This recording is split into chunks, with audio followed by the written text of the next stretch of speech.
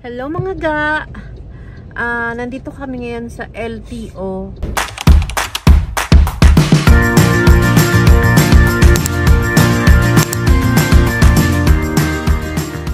Para magparehistro.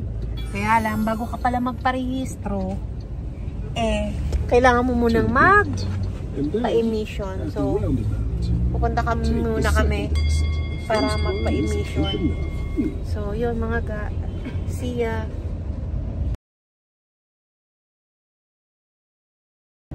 So mga ga, nandito na kami sa Park and Sell. Park and Sell. Dito yung emission testing sa Pasig bago ka mag-apply ng rehistro. So, 550 yung emission testing, tapos meron na silang third party liabilities dito na insurance. Magkano yun? 950. So, naka-queue sila. So, wait lang tayo.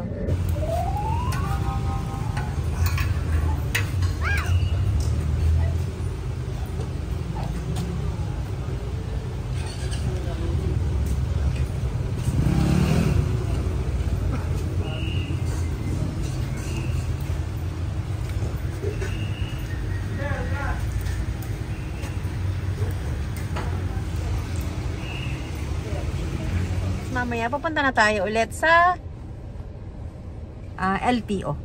Pagkatapos na yun sa LTO. So, ganun lang siya kaiksi. Bali, 950, 550, 3K. So, yun. Mura na yun, no?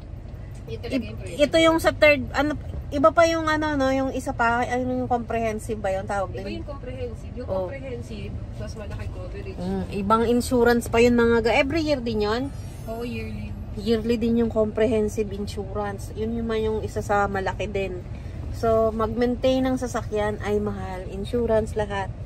Maintenance, insurance, and so on and so forth. Meron ding CTPL, yung third party liability. So, kunwari, meron kang masaging motor o kahit ano na third party, yun, mako-cover niya. Na? Ganon. Yun yung purpose ng CTPL or yung third party liabilities. Diba? Ang daming anek-anek.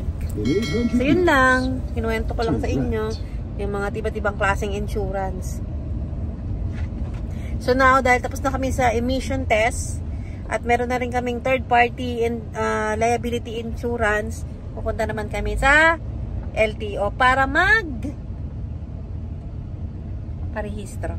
So, sige mga ga.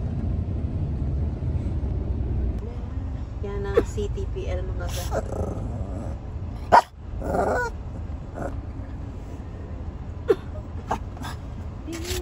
CTPL car insurance.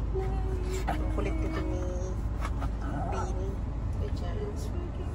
So, emission test muna bago ka mag-apply nito.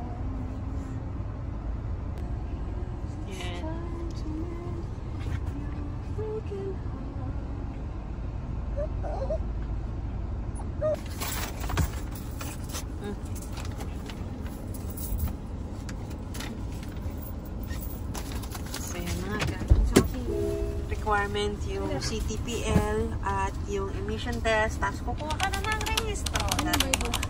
Ha?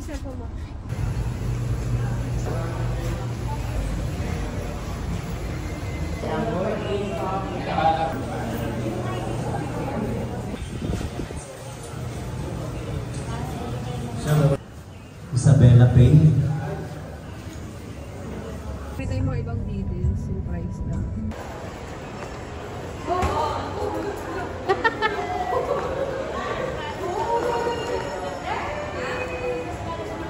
Ang mga ga at si Bini, hindi pinapabayaan ni Hani. Mga box, hindi na yan babalik. Si Telly, pinababa niya. Baba niya! Telly,